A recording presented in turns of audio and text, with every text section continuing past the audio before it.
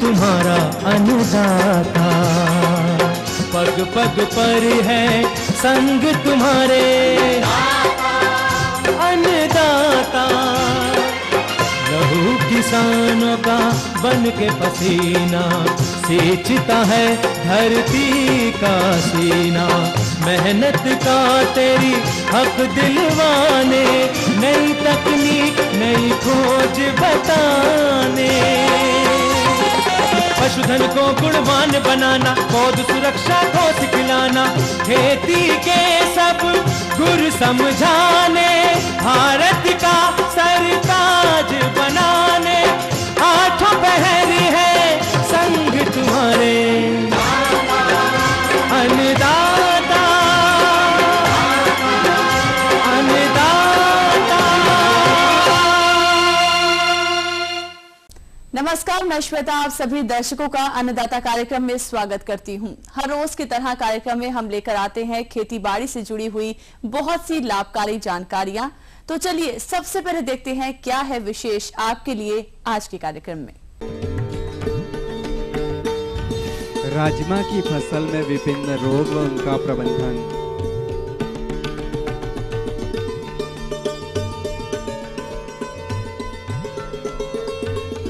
सिंचाई की विभिन्न विधियों पर जानकारी।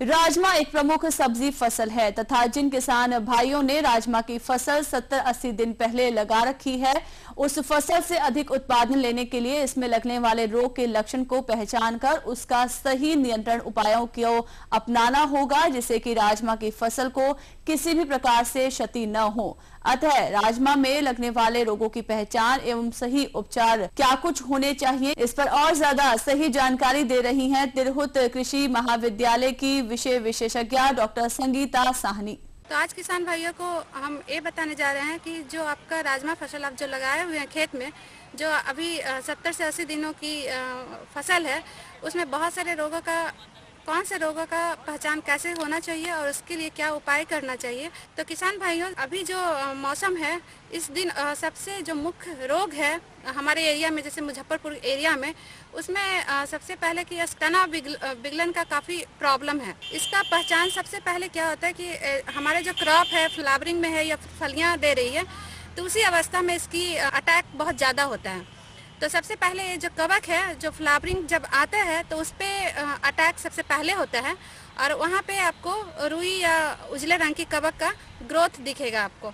उसके बाद क्या होता है कि यदि ये कंटिन्यू कर गया और ये थोजन लगते हैं, कवक लगते हैं, जब हमारे वातावरण में आर्द्रता बहुत ज़्यादा होती है, तापमान कम होती है, तो इसकी अटैक बहुत ज़्यादा होता है। तो इसमें सबसे पहले आपको रुई जैसा ग्रोथ दिखेगा फ्लावरिंग पे और पत्ते पे। उसके बाद क्या होता है कि यदि ये परसिस्ट कर गया, एडवांस हो गया, तो ये स्क्लेरोसिया बनाता है, जो कि आपको बड़े बड़े काले रंग के स्क्लेरोसिया दिखेंगे और इससे पत्तियां काफ़ी गिरने लगती है, पूरे मर जाती है और प्लांट भी धीरे धीरे मर जाती है। तो इसके उपाय के लिए सबसे पहले कि ये फ्लावरिंग स्टेज पे आता है, तो क्यों ना हम फ्लावरिंग स्टेज पे इसका फोलियर एप्लीकेशन छिड़काव करेंगे कवकनाशी से, जिससे कि कवक। तो हम लोग क्या करते हैं कि जब फूल आने लगता है, तो फूल आने की अवस्था में जब हमें कली दिखने लगती है, तो उसमें हम पहला स्प्रे करते हैं। पहला स्प्रे आप बेनोमाइल या बेंडाजोल से 0.2% की रेट से हम इसका छिड़काव करते हैं। 2 ग्राम कवकनाशी को 1 लीटर पानी में घोल के उसका हम लोग फोलियर स्प्रे करते हैं। तो सबसे पहला स्प्रे जब आपका फ्लावरिंग स्टार्ट होगा तब हम लोग करते हैं, और फिर यदि परसिस्ट रहा तो हम लोग 15 दिन के अंतराल पे फिर दूसरा एप्लीकेशन इसका करते हैं। दूसरा जो रोग आता है वो प्रारंभिक अवस्था में आता है। जब हम क्रॉप लगाते हैं तो उस समय आपका स्क्लेरोसियम रॉक्साइड, जिसे जड़ विग्रहण या कॉलर रॉट भी बोलते हैं, उसका प्रकोप भी दिखाई देता है। उसमें आप देखिएगा उजले रंग का कवक जड़ के या कॉलर रीजन में अपीयर होता है, दिखाई देता है, और जो कि बाद में सरसों के दाना जैसे देखते हैं वैसा स्क्लेरोसिया बनाता है कॉलर रीजन में, तो इससे भी क्रॉप प्रारंभिक अवस्था में ही मर जाएंगे। तो इसके लिए भी हम लोग क्या करते हैं कि जो हम लोग सोइंग करते हैं उसको बीजोपचार करके लगाते हैं। कार्बेंडाजिम या थायरम कवकनाशी है जो कि 2-3 ग्राम पर केजी बीज की दर से उसको बीजोपचार करते हैं, जिससे कि हम अपने फसल को इस रोग से बचा सकते हैं। इन दिनों में आपको एक और बहुत ही महत्वपूर्ण रोग दिखेगा जिसे कि विषाणु से फैलती है, virus, common bean mosaic virus. इसका अटैक इस तरह आप देख सकते हैं कि पत्तियां पीली हो जाती हैं और उसमें मोज़ेक पैटर्न दिखता है। इससे भी काफ़ी नुकसान होती है, क्योंकि ऐसे जब ये विषाणु अटैक कर देता है तो उसमें फ्लावरिंग नहीं होती है, यदि होती भी है तो वो अच्छी क्वालिटी की नहीं होती। फलियां छोटी छोटी लगती हैं, उसमें सीड है जो कि श्रिंकल हो जाती है, सिकुड़े हुए होते हैं और सीड क्वालिटी अच्छी नहीं होती है। तो इसके उपाय के लिए, क्योंकि एक है कीड़ा है उससे जिसे माहू बोलते हैं, उसके द्वारा फैलती है, तो इसके उपाय के लिए सबसे पहले हमें जो कीड़े हैं उस पर नियंत्रण करना होगा। तो माहू के नियंत्रण के लिए हम लोग या तो मेटासिस्टॉक या मेटाक्रोटोफास मार्केट में अवेलेबल है, तो उसको 0.15 रेट से स्प्रे करते हैं, फोलियर एप्लीकेशन करते हैं, छिड़काव करते हैं। उससे भी काफ़ी हद तक माहू का नियंत्रण करके हम इस विषाणु रोग को नियंत्रित कर सकते हैं और अपने क्रॉप से अच्छी यील्ड ले सकते हैं। आप सोइंग किए होंगे तो जिनके किसान भाई नोटिस किए होंगे ये अंकुरित होना चाहिए, वो नहीं होता है। ये बहुत सारे कवच से होता है, जैसे एस्परजिलस, फ्यूजेरियम, राजक्टोनिया वगैरह से होता है। तो हम इस कवक से बचने के लिए, इन कवकों से बचने के लिए सबसे पहले बीजोपचार करते हैं। या तो आप कार्बेंडाजिम ले लीजिए या फिर थायरम कैप्टन कवकनाशी बहुत सारे मार्केट में अवेलेबल है, तो उनसे हम बीजोपचार करते हैं। एट द रेट ऑफ 0.25 ग्राम पर केजी ऑफ द सीड से बीजोपचार करके आप सीड लगाइए, तो आप बीज विघटन या जड़ विघटन या तना विघटन से काफ़ी हद तक नियंत्रित कर सकते हैं इसे। अभी जो क्रॉप जिस स्टेज में है हमारा, तो उसमें जो होता है कि फलियां पे चित्ती चित्ती ब्राउन स्पॉट्स बनते हैं, जिसे कि कोनिये पर्ण चित्ती रोग बोलते हैं। और इसका पहचान यही है कि ये कोनिया आकार का ब्राउन भूरे से काले रंग का होता है। वातावरण में ज़्यादा रहती है तो क्या होता है कि जो स्पॉट्स होते हैं, कोनिया स्पॉट्स होते हैं, वो आपस में मिल के पूरे पत्ते को उत्तक क्षयी बना देते हैं, जिससे कि पत्तियां जो होती है समय से पहले ही गिरने लगती है। और फोटोसिंथेसिस नहीं होने की वजह से जो फलियां में जो सीड बनती है वो श्रिविल रहती है, या फिर जो अमाउंट जितना हमें बनना चाहिए फलियां, उतनी फलियां नहीं मिल पाती है। तो इस कवकनाशी का छिड़काव कीजिए, जैसे कार्बेंडाजिम हुआ या मैंकोजेब हुआ, 0.2% की रेट से हम यदि फोलियर स्प्रे करें, जैसे ही डिजीज हमें अपीयर हो हमारे क्रॉप्स में तो पहला स्प्रे ले लेते हैं। और यदि ये नियंत्रित नहीं होता है तो हम लोग दूसरे और तीसरा स्प्रे के लिए भी जाते हैं, जो कि 15 दिन के इंटरवल पे लेना चाहिए। तो इस तरह से हम कर सकते हैं। एक और जो पत्तियां पे एक और तरह की चित्ती रोग होते हैं, जिसे कि एंथ्रेक्नोज बोलते हैं। ये एंथ्रेक्नोज का यही पहचान है, जो स्पॉट्स बनेंगे, जो चित्तियां बनेंगी, वो धसे धसे रहेंगे, जबकि जो कोनिया स्पॉट्स होते हैं उसमें जो प्लेन रहेंगे, लेकिन इसका जो चित्तियां होंगी हल्का गड्ढे गड्ढे टाइप की होगी। इससे बचने के लिए भी हम लोग फोलियर स्प्रे करते हैं कवकनाशी से, वही मैंकोजेब या कार्बेंडाजिम या बेनोमाइल का स्प्रे करते हैं 0.2% की रेट से।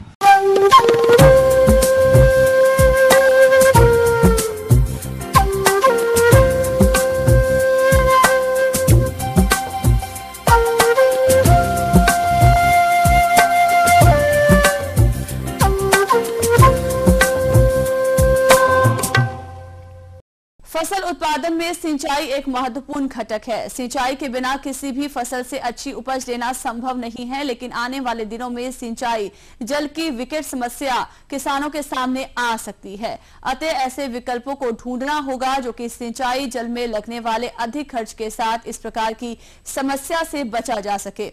अतः इसी समस्याओं को ध्यान में रखते हुए वैज्ञानिकों ने सिंचाई की पद्धतियों जैसे टपक, बौछारी, वरेनगन इत्यादि को ढूंढ निकाला है, जिससे कम सिंचाई जल में अधिक क्षेत्र पर आसानी से कम समय में सिंचाई करके अधिक फसलों उत्पादन प्राप्त कर सकते हैं। परंतु कैसे, ऐसे हेतु जानकारी देने के लिए हमारे बीच उपस्थित हैं RAU पूसा के कृषि अभियंता SK जैन। आज मैं विभिन्न प्रकार की सिंचाई विधियों के बारे में कुछ जानकारी देना चाहूँगा। आमतौर पर सभी सिंचाई विधियों को 2 श्रेणियों में बांटा जा सकता है। एक विधि है जो कि सतही सिंचाई विधि कहते हैं, जिसमें कोई पानी हम जमीन पर बहाकर खेत में पहुंचाते हैं।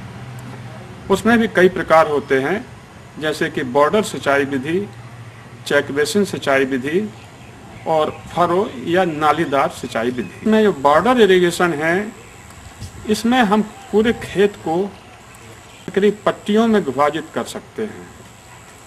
उन पट्टियों के बीच में एक छोटी सी मेड़ बना दी जाती है।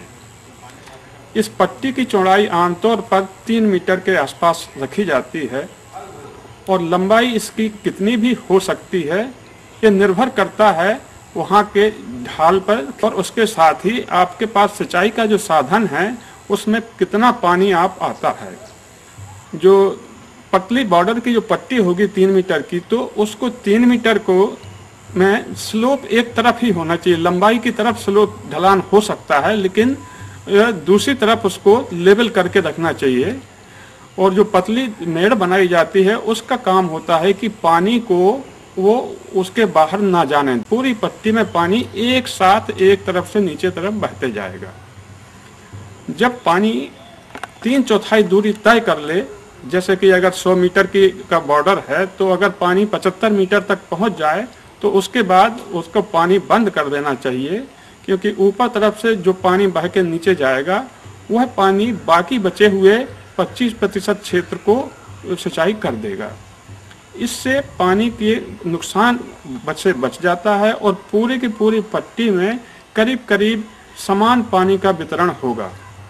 इस तरह की सिंचाई प्रणाली आमतौर पर गेहूं में बहुत उपयोगी पाई जाती है, या उन सभी फसलों में जिनमें कि बहुत ज़्यादा पानी खेत में भरने की आवश्यकता नहीं होती है, केवल हल्की सिंचाई की आवश्यकता हो। दूसरी सिंचाई प्रणाली है चेक बेसिन सिंचाई प्रणाली।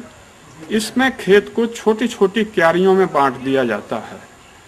क्यारियों का आकार आयताकार या वर्गाकार हो। तीसरी सिंचाई प्रणाली सतही श्रेणी में आती है, वो है फरो या नालीदार सिंचाई प्रणाली।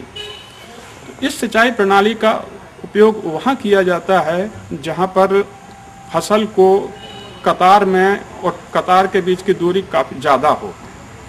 तो इसमें पूरा नाली बनाकर, जैसे मक्का है या इस तरह की और कोई फसलें हैं, नाली बनाकर ही सिंचाई की जाती है। और इसमें भी या फिर तो सभी नालियों में हर बार पानी दें। दूसरा तरीका है कि हम एक नाली छोड़ के पानी दें और अगली सिंचाई में उस नाली में पानी दिया जाएगा जिससे में कि पिछली बार नहीं दिया गया है, जिसको कि अल्टरनेट फरो कहते हैं। मतलब एक बार में एक नाली में, दूसरी बार में दूसरी नाली में, बाजू वाली नाली में। इसी में एक और प्रकार होता है फरो। पेड़ रो फरो में हम 2 कतारों के बाद एक नाली बनाई जाती है। इस तरह से 2 कतार और फिर नाली। तो एक कतार को पानी केवल एक ही तरफ से मिलेगा। तो ये सभी फसलों में इस तरह का प्रयोग तो नहीं किया जा सकता है, लेकिन कुछ फसलें हैं जिसमें, जैसे मक्का है या और कई फसलों में भी इस पर अनुसंधान चल रहे हैं और काफ़ी पानी की बचत पाई गई है। तो इस तरह के प्रयोग केवल उन्हीं क्षेत्रों के लिए हैं जहाँ पर पानी की बहुत कमी है और कम पानी से ही हमको वो फसल का उत्पादन करना। अब अगर बात करेंगे हम लोग दवा युक्त सिंचाई प्रणालियों की, तो स्प्रिंकलर सिंचाई प्रणाली, इस प्रणाली को भी आमतौर पर सभी फसलों में प्रयोग किया जाता। धान की फसल में अभी बहुत ज़्यादा इसका अच्छा लाभ नहीं देखा गया है, क्योंकि धान में पानी की आवश्यकता बहुत ज़्यादा होती है और स्प्रिंकलर सिंचाई प्रणाली विशेषता है कम सिंचाई देने के लिए ही बनी हुई है। उन फसलों के लिए जहां बार बार सिंचाई देना है और सिंचाई जल की मात्रा कम हो। तो दूसरी है ड्रिप सिंचाई प्रणाली। ड्रिप सिंचाई प्रणाली सब्जियों या फलों के बागानों में ही प्रयोग की जाती है, जहां पर पौधे से पौधे और कतार से कतार की दूरी ज़्यादा हो। इस सिंचाई प्रणाली में पतले पतले पाइपों के द्वारा हर कतार पर पाइप बिछाया जाता है, जिसको कि लेटरल कहते हैं, और लेटरल के ऊपर छोटे छोटे प्लास्टिक की डिब्बी नुमा यंत्र लगे रहते हैं, जिन्हें कि एमीटर कहते हैं। एमीटर से पानी बूंद बूंद करके पौधे की जड़ के पास गिरता रहता है और इस तरह से हम पूरे इस तरह के पाइपों को बिछाया जाता है। बार बार पानी देने की आवश्यकता को से होने वाले व्यय को बचाने के लिए इस तरह के सिंचाई प्रणाली का प्रयोग किया जाता है और उन फसलों में जिसमें कि पैदावार काफ़ी उपज के संभावना रहती है, सब्जियों या फलों में, तो उस पर इसकी गुणवत्ता का, फलों की या सब्जियों की गुणवत्ता पर भी असर पड़ता है। उत्पादन में भी इसमें काफ़ी फायदा पाया गया है और साथ ही साथ खरपतवार नियंत्रण और अन्य कई लाभ इसमें मिलते हैं। ये एक बड़ा रूप होता है जो कि बड़े बड़े किसानों के लिए काफ़ी फायदेमंद है। छोटे किसानों के लिए इसलिए ज़्यादा फायदेमंद नहीं है क्योंकि उनके पास में उसके लिए जिस तरह के पंपिंग सेट की आवश्यकता होती है तो आमतौर पर उस तरह के पंपिंग सेट होते नहीं हैं। यह प्रणाली में कम से कम 2 किलो प्रति का प्रेशर उपलब्ध होना चाहिए, कम से कम, और अधिकतर ये 4 किलो या 5 किलो प्रति सेंटीमीटर वर्ग सेंटीमीटर पर भी एक काम करता है, लेकिन कम से कम 2 किलो इसमें आवश्यकता होती है, जो कि सामान्य सेंट्रीफ्यूगल पंप से में उपलब्ध नहीं हो पाता है। तो इसलिए इस सिंचाई प्रणाली के लिए अगर आपके पास में सबमर्सिबल पंप या टरबाइन पंप हैं तभी ये सिंचाई प्रणाली कारगर होगी, अन्यथा ये सिंचाई प्रणाली को नहीं उपयोग कर पाएंगे। लेकिन जिनके पास ये उपलब्ध है तो खासतौर से मक्का और ईख की फसलें में, जिनमें कि सामान्य स्प्रिंकलर को उपयोग में नहीं लाया जा सकता है, इस सिंचाई प्रणाली को बहुत ही प्रभावी तरीके से उपयोग में लाया जा सकता है। और वैसे तो ये गेहूं या धान कोई भी फसल हो वहाँ पे भी उतना ही कारगर है जितनी कि अन्य फसलों में कारगर है। ये थी कुछ उपयोगी जानकारियां। अब लेते हैं एक छोटा सा ब्रेक, जल्द लौटते हैं और कार्यक्रम में आगे है महत्वपूर्ण जानकारियां। बने रहिए हमारे साथ।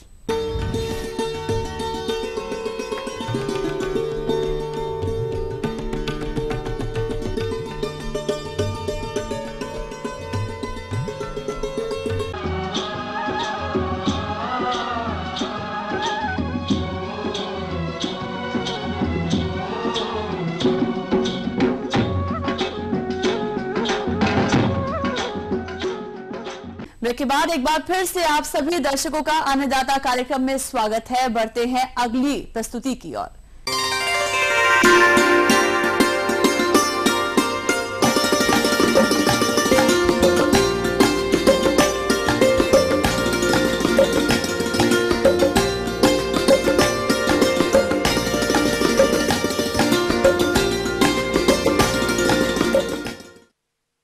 हमारे प्रदेश के जिन कृषकों ने फूलों की खेती के अंतर्गत ग्लेडियोलस फसल लगाई है वो अभी पुष्पन अवस्था पर होगी और इन फूलों का अच्छा बाजार भाव लेने के लिए ग्लेडियोलस के स्पाइक की तुड़ाई कब और कैसे करें तथा बाजार ले जाते समय कौन कौन सी बातों को ध्यान में रखना है, इस बारे में विस्तार से जानकारी दे रहे हैं विषय विशेषज्ञ डॉक्टर टी तिर्की। अभी जो अपन देख रहे हैं कि ये जो ग्लेडियोलस का अपने सुंदर फूल के बीच में अपन खड़े हैं ऐसे करके, तो ये जो खास करके ये फूल का मतलब जो महत्ता ये है कि ठंड के सीज़न में ये बहुत सुंदर दिखता है। और अभी अपन देख रहे हैं कि ये जो ग्लेडियोलस का फूल, अब सबसे पहले मैं बता दूं कि ये इसका मैंने कहाँ कहाँ उपयोग और होता है जो रहता है इसका फूल का कटिंग करने का, वो है कि जब इसका जो फूल आता है उसको स्पाइक बोलते हैं एक्चुअली, जब लंबे डंडी में निकलता आता है तो जहाँ नीचे सबसे नीचे का जो फ्लावर मतलब मैंने उसमें एक आध फूल खिलने लगे उस समय उसको मैंने कम से कम नीचे से 2 गांठ नीचे से कट कर लेना चाहिए और तुरंत इसको छाया में रख करके बाल्टी में पानी भरा रहता है उसमें नीचे भाग को डुबा के रखना चाहिए इस टाइप का। ये सबसे बड़ी बात ये है कि इसमें जो अगर मान लो हमको दूर के स्टेज में भेजना है, दूर अगर मान लो बाजार में भेजना है तो हम ये जो दिख रहे हैं ना इस स्टेज में अपन उसको नीचे से यहाँ से ऐसे करके काट करके उसे तुरंत बने पानी में नीचे वाला भाग को डुबा के रख देंगे। उससे क्या होता है कि हम काटने के बाद में इसमें जो वाष्पीकरण का जो बने नमी जो ग्लास होता है वो पानी के नीचे वाले भाग को डुबा देने से वो क्यूब होते रहता है। इससे यानी पौधा स्वस्थ रहता है, फ्रेश रहता है और उसके बाद में अपने को इसको जहाँ पे भी ये भेजना है भेजेंगे। और अगर मान लो अपने को स्थानीय बाज़ार में बेचना है या तुरंत अगर मान लो कहीं पे यानी तो उस अवस्था के लिए हम जैसे देख रहे हैं कि ये जो फूल है ये बहुत सुंदर है और ये है और ये जितने ये है ना इसको अगर मान लो तुरंत अपने को कहीं सजाना है या घर के अंदर से फ्लावर पॉट में लगाना है या बुके में लगाना है तो आप इसको लगा सकते हैं। इसका जो दूसरा पहलू होता है जब अपन इसको कटाई कर लेते हैं और जहाँ पे भी बाज़ार ले जाते हैं तो ये रहता है कि कटाई करने के बाद 6, 7, 8 दिन तक हम इस सुंदर फूल का मतलब आनंद ले सकते हैं। अच्छा, दूसरा एक चीज़ और ये होता है कि अगर मान लो अपन व्यावसायिक तरीके से अगर इसका खेती करते हैं तो हमको लगातार मतलब हर दिन के अंतराल से या 1-2 दिन के अंतराल से काट करके हमको बाज़ार में भेजना पड़ेगा। उस समय अपने को सावधानी बरतना है कि जैसे कटाई करने के बाद में उसको बाज़ार तक ले जाते समय किसी प्रकार की कोई नुकसान नहीं होना चाहिए। अन्यथा क्या है ना कि जैसे मान लो जहाँ पे भी अगर इसमें अपन फ्लावर पॉट में रखेंगे तो अच्छे तरीके से खिल नहीं पाएगा। पुष्पडंडियों या स्पाइक को काटने की प्रक्रिया पर बात की जाए तो पुष्पडंडियां कंदों की रोपाई के 60 से 90 दिन बाद काटने योग्य हो जाती है। स्पाइक की कटाई सवेरे या शाम को करनी चाहिए जब पुष्पडंडी में सबसे नीचे वाले फूल में हल्का रंग दिखाई देने लगे। यह अवस्था स्पाइक को काटने की सबसे अच्छी होती है। स्पाइक को काटने के लिए तेज धार वाली कैंची अथवा चाकू का प्रयोग किया जाता है। स्पाइक की कटाई के समय यह ध्यान रहे कि पौधे को किसी प्रकार की क्षति न पहुंचे। यदि पौधे को क्षति पहुंचती है तो इसका प्रभाव नए कंद की वृद्धि पर पड़ता है। अब फूलों की छटाई अथवा ग्रेडिंग पर बात की जाए तो फूलों की कटाई के बाद पुष्पडंडियों को लंबाई के आधार पर छांटकर अलग कर लिया जाता है। इसमें मुख्य रूप से 90 से 100 सेंटीमीटर, 70 से 80 सेंटीमीटर तथा 50 से 60 सेंटीमीटर की लंबाई के हिसाब से छांटकर 10 या 20 स्पाइक के बंडल बना लिए जाते हैं। कुछ स्थानों पर रंग एवं एक स्पाइक में फूलों की संख्या के आधार पर भी ग्रेडिंग की जाती है। बाज़ार तक छोड़ने के बीच में अपने को भी इसको सावधानी से लेने उसको पैक करके लेना चाहिए और बहुत बड़ा बंडल नहीं बनाना चाहिए।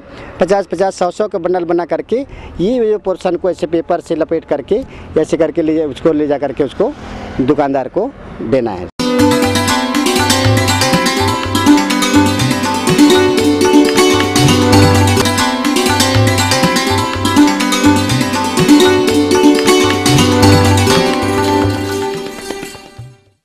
अन्नदाता हेल्पलाइन निशुल्क फोन संपर्क सेवा के माध्यम से आपके द्वारा पूछे गए प्रश्नों में से 1 या 2 महत्वपूर्ण प्रश्नों को हम अपने कार्यक्रम में शामिल करते हैं। इसी के तहत आज का चयनित प्रश्न और उसका जवाब इस प्रकार है। ग्राम गढ़िया, जिला समस्तीपुर के कृषक अनंत कुमार, आपने अन्नदाता निशुल्क फोन संपर्क सेवा के माध्यम से अपने कुछ पशुओं में गाभिन न होने की समस्या के समाधान पर प्रश्न किया है। तो अनंत कुमार जी, आपकी समस्या के समाधान हेतु प्रस्तुत है अन्नदाता कार्यक्रम की यह प्रस्तुति। तो इसके लिए सबसे अच्छा किसान भाइयों ये है कि आप जैसे पशु 90 दिन के बाद में अगर वो गाभिन नहीं हो पा रहा है या हिट में नहीं आ रहा है तो तुरंत स्थानीय पशु चिकित्सक की सहायता से उसका इलाज कराएं। दूसरी जो सबसे बड़ी समस्या होता है कि हर महीने हर बार जो चक्र पे उसको गाभिन कराना पड़ता है, यानी कि रिपीट ब्रीडिंग की समस्या है। तो किसान भाइयों इसके 3-4 कारण हो सकते हैं। सबसे पहला कारण तो ये हो सकता है कि पशुओं के अंदर ओवुलेशन ना हो रहा है, अंडा क्या ना निकलना है। दूसरा ये हो सकता है कि पशु के अंदर अगर अंडा भी निकल रहा है तो उसके अंदर गर्भाशय के अंदर शोध की समस्या होती है, इन्फेक्शन हो सकता है। तीसरा ये हो सकता है कि पशुओं के अंदर जो आप सीमन जो यूज कर रहे हैं उसके अंदर में कोई डिफेक्ट हो सकता है। ये मुख्य रूप से 3 कारण हैं कि जिसके कारण पशु का बार बार ऋतु में होता रहता है।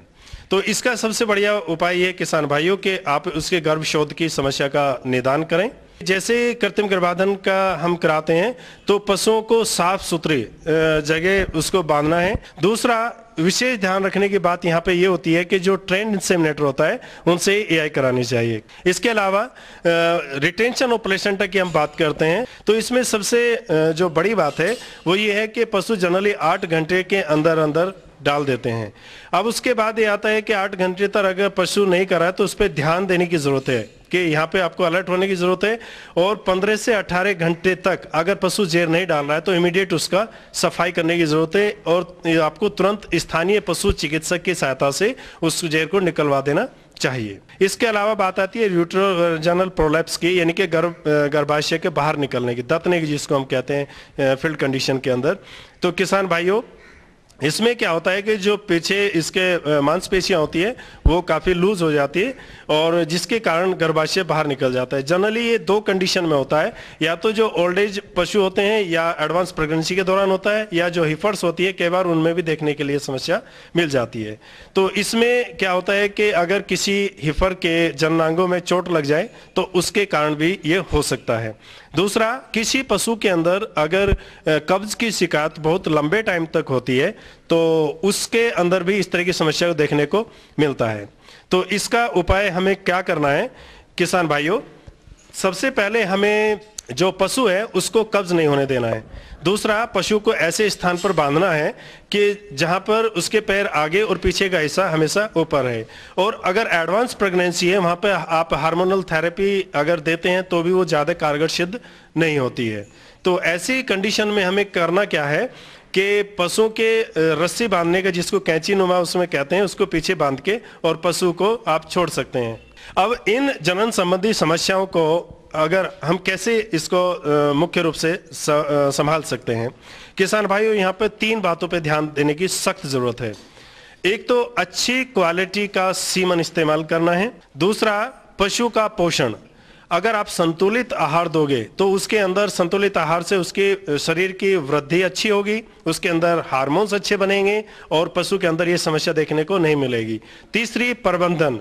अगर पशु को आप गर्मी, सर्दी, बरसात का विशेष रूप से ध्यान देना है कि पशु को ऑप्टिमम टेम्परेचर, यानी कि उसका जो औसत टेम्परेचर है जिस जोन में उसको रहना चाहिए वो ज़्यादा से ज़्यादा उसको प्रोवाइड करना चाहिए। तो अर्थात आपको उसका ब्रीडिंग, फीडिंग और मैनेजमेंट, तीनों बातों पे ध्यान देके इस समस्या से समाधान आसानी से पाया जा सकता है।